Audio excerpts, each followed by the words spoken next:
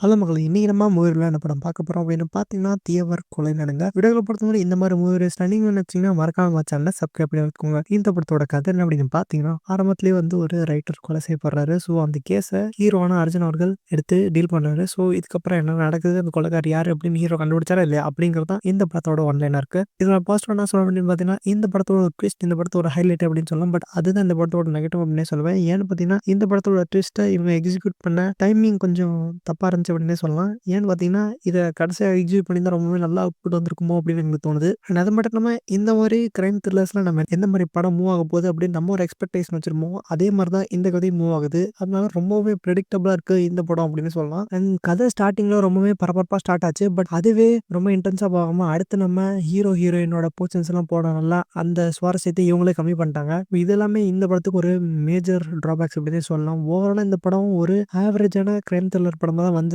நீங்க வேணும்னா அந்த படத்த நீங்க இந்த படத்த பார்த்துருந்தீங்கன்னா, உங்களுக்கு இந்த படம் எப்படி ஒர்க் ஆயிருந்துச்சு அப்படி